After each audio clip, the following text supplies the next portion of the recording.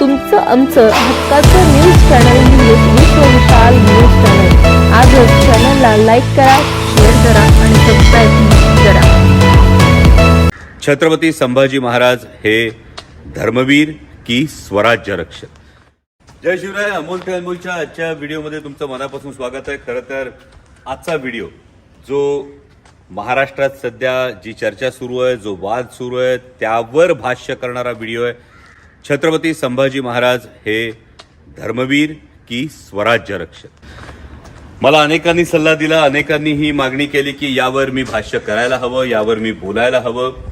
अनेकांनी अशी अपेक्षा व्यक्त केली, अनेकांनी असा सल्लाही दिला की कशाला आपल्याला याच्यामध्ये बोलायचंय। छत्रपती संभाजी महाराजांचा जो तर्कशुद्ध इतिहास आहे, जो खरा इतिहास आहे, तो मालिकेच्या द्वारे असेल, शिवपुत्र संभाजी महानाट्याच्या द्वारे असेल, मांडण्याचं काम तुम्ही करताय।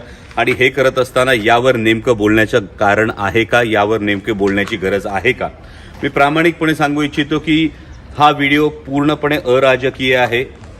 कारण माझं स्वतःचं कायम एक असं म्हणणं आहे की इतिहासाकडे केवळ अभिनिवेशातून बघण्यापेक्षा तर्कशुद्ध बुद्धीनं पाहणं फार गरजेचं आहे। त्या इतिहासातून आपल्याला नेमक्या काय प्रेरणा मिळतात हे पाहणं फार गरजेचं आहे।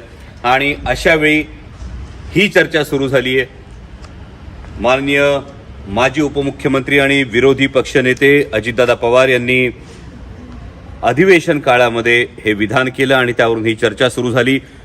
छत्रपती संभाजी महाराज धर्मवीर की स्वराज्य रक्षक। आणि त्यासाठी आजचा हा व्हिडिओ आहे।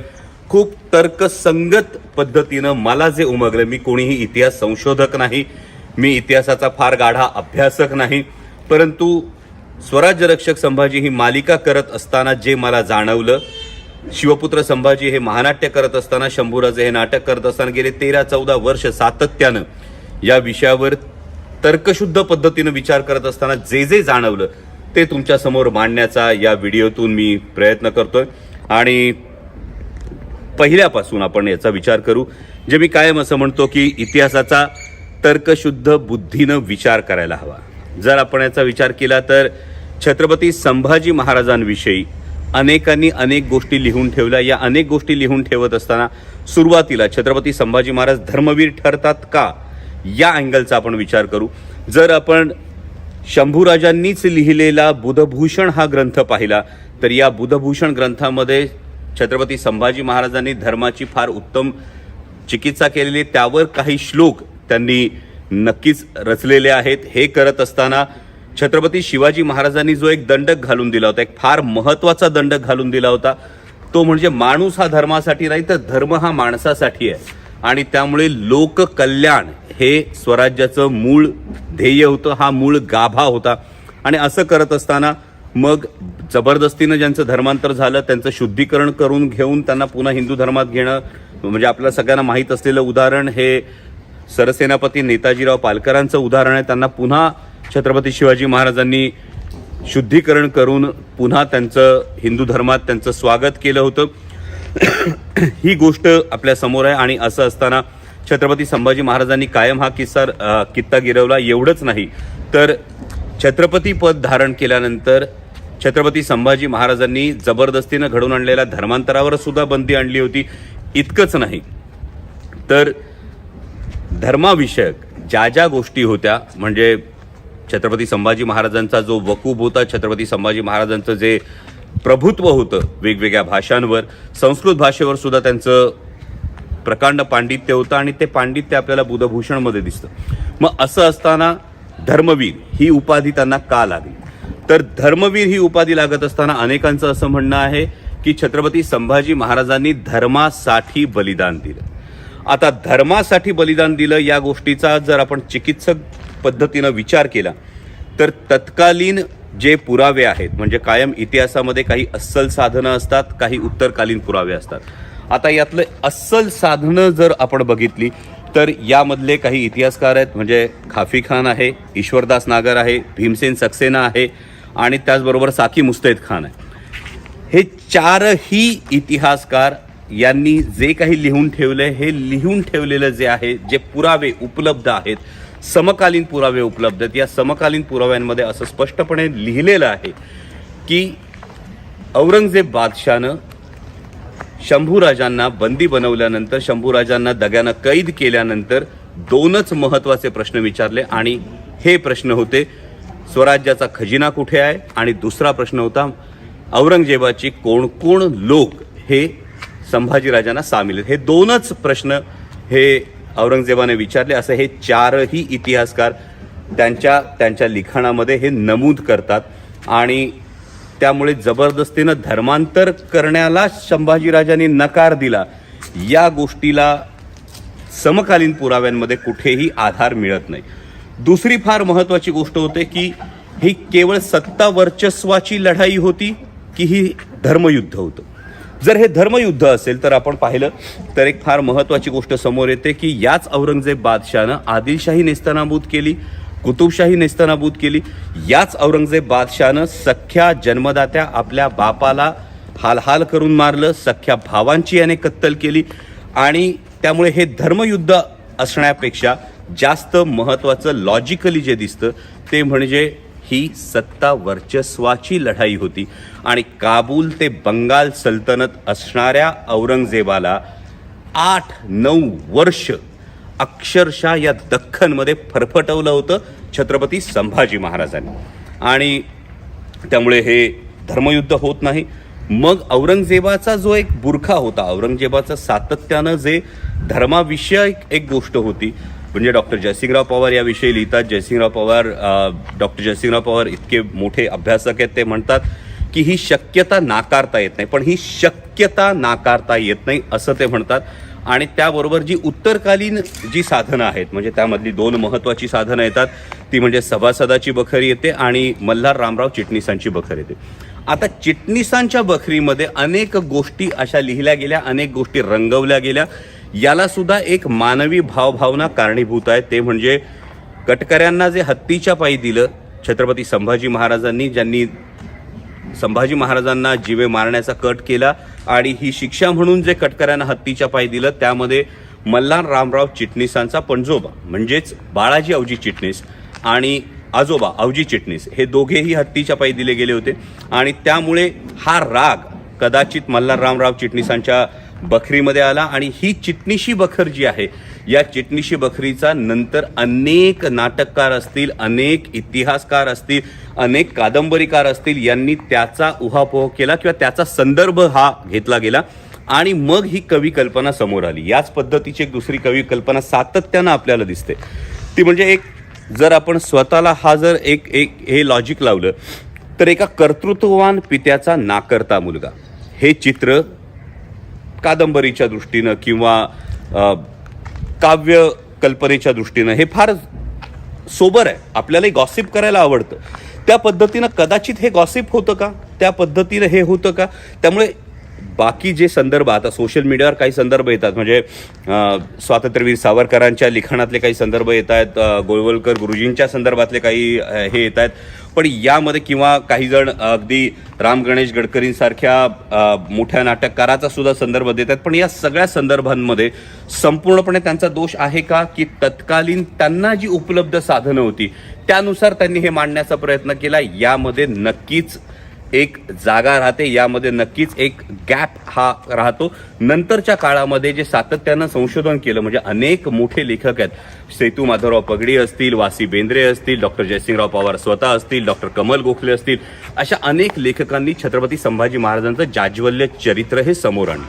आणि असं आणत असताना माझं जे प्रामाणिक मत आहे, जे मला असं वाटतं ते म्हणजे या सगळ्या आधीच्या लेखनामध्ये एक गोष्ट अशी आपल्याला सदर दिसते की छत्रपती संभाजी महाराज हे बदफैली होते, त्यांची प्रतिमा ही मलिन करण्यात आली, पण त्यांनी धर्मासाठी बलिदान दिलं हे मांडलं गेलं. जेव्हा ही संकल्पना येते ना तेव्हा ही संकल्पना केवळ छत्रपती संभाजी महाराजांचे जे शेवटचे दिवस होते त्यांना कैद केल्यानंतरच्या त्यांच्या असीम बलिदानापर्यंतचा जो काळ होता एवढ्यापुरतंच मर्यादित ठेवतं. जर आपण केवळ धर्मवीर ही बिरुदावली छत्रपती संभाजी महाराजांना लावली तर, पण त्यापेक्षा स्वराज्य रक्षक ही बिरुदावली खूप जास्त व्यापक ठरते. कारण स्वराज्य रक्षक या बिरुदावलीमध्ये ज्या छत्रपती संभाजी महाराजांनी अवघ्या 9व्या वर्षापासून स्वराज्यासाठी त्याग केला, बिरझा राजे जयसिंगाच्या गोटात ओलीस राहिले, त्यानंतर छत्रपती शिवाजी महाराज सुखरूप यावे म्हणून मथुरेला छत्रपती संभाजी महाराज म्हणजे अवघ्या 9-10 वर्षाचे शंभूराजे हे मथुरेत राहतात. त्यानंतर पुन्हा मुघलांशी महाराजांनी तह केल्यानंतर तत्कालीन औरंगाबादेला म्हणजे आत्ताच्या छत्रपती संभाजीनगरला पुन्हा संभाजीराजे हे शहजादा मुअज्जमकडे थांबले आणि छत्रपती शिवाजी महाराजांच्या देहावसनानंतर अत्यंत शौर्यानं एकाच वेळी 5-5 आघाड्यांवर पंजेफाड करत छत्रपती संभाजी महाराजांनी स्वराज्य राखलं. त्यामुळे केवळ धर्म म्हणण्यापेक्षा तत्कालीन इतिहासाचा जर आपण धांडोळा घेतला, तत्कालीन इतिहासाचा तर्कशुद्ध बुद्धीनं विचार केला तर देव, देश आणि धर्म या तीनही गोष्टींचा जो परिपाक होता तो म्हणजे स्वराज्य होतं. छत्रपती शिवाजी महाराजांनी निर्माण केलेलं आणि या स्वराज्याचं रक्षण म्हणजे मी सुरुवातीलाही म्हणालो, विचार करा स्वराज्याचा एक सुभा जो होता ना, म्हणजे औरंगजेबाच्या राज्यामध्ये एकूण 28 सुभे होते आणि त्यातला एक सुभा हा स्वराज्याच्या एकूण आकारमानाच्या 2.5 ते 3 पट होता. म्हणजे एवढ्या बलाढ्य सम्राटाला, एवढ्या मोठ्या शहेनशहाला या पद्धतीनं मुकाबला करणं आणि स्वराज्याचा एकही किल्ला जाऊ न देणं हे जे छत्रपती संभाजी महाराजांचं शौर्य आहे, हे शौर्य स्वराज्य रक्षक या बिरुदावलीमध्ये जास्त अधोरेखित होतं असं माझं प्रामाणिक मत आहे. आणि हे होत असताना यावर कोणताही वाद निर्माण करण्यापेक्षा मला असं वाटतं की त्यातून नेमकी आपण कोणती प्रेरणा घेत आहोत, त्या इतिहासाकडून आपण नेमकी कोणती प्रेरणा घेत आहोत. म्हणजे पित्याची आज्ञा शिरसावंद्य मानून आपल्या प्राणांची कुरवंडी करणाऱ्या, प्राणांची आहुती देणाऱ्या छत्रपती संभाजी महाराजांची ही पितृभक्ती घ्यायची, त्यांची ही स्वराज्यभक्ती घ्यायची, त्यांची ही या मातृभूमीप्रती असणारी भक्ती घ्यायची. या गोष्टी आपण खरं तर नमूद केल्या पाहिजेत. कारण छत्रपती संभाजी महाराजांचं जे बलिदान आहे, या बलिदानानं एक फार मोठी प्रेरणा या हिंदुस्थानाला दिली आणि ती प्रेरणा होती की छत्रपती संभाजी महाराजांच्या बलिदानानंतर 18 वर्ष सर्वसामान्य रयत लढली. ज्या पद्धतीनं औरंगजेबानं छत्रपती संभाजी महाराजांची हत्या केली त्याचा एक राग म्हणू शकतो, छत्रपती संभाजी महाराजांच्या बलिदानामुळे मिळालेली प्रेरणा म्हणू शकतो. 18 वर्ष सर्वसामान्य रयत लढली आणि काबूल ते बंगाल सल्तनत असलेल्या औरंगजेबाला परत स्वतःच्या राजधानीत जाता आलं नाही, परत स्वतःच्या राज्यात जाता आलं नाही. त्याची कबर या दख्खनमध्येच खोदली गेली. हा मराठ्यांचा सर्वोच्च पराक्रम आहे आणि त्यामुळे केवळ धर्मासाठी बलिदान दिलं असं म्हणणं हा मला असं वाटतं छत्रपती संभाजी महाराजांच्या जाज्वल्य चरित्रावर, छत्रपती संभाजी महाराजांच्या शौर्याचा हा पूर्णपणे न्याय देणं होत नाही. उलट स्वराज्य रक्षक या बिरुदावलीनं छत्रपती संभाजी महाराजांचं जे व्यापक कार्य होतं या कार्याला फार मोठा न्याय दिला जातो.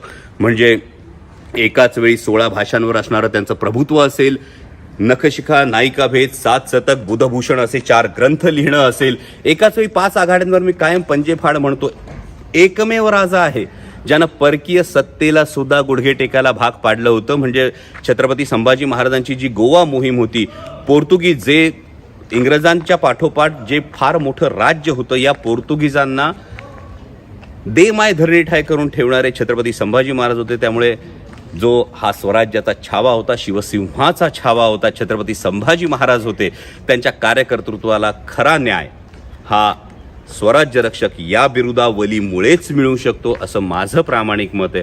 यामध्ये कोणताही राजकीय हेतू नाही. पण जर आपण तर्कसंगत पद्धतीनं पाहिलं तर हे अवघड आहे. कारण अनेक वर्ष एक गोष्ट आपल्या मनावर बिंबवण्यात आलेली आहे.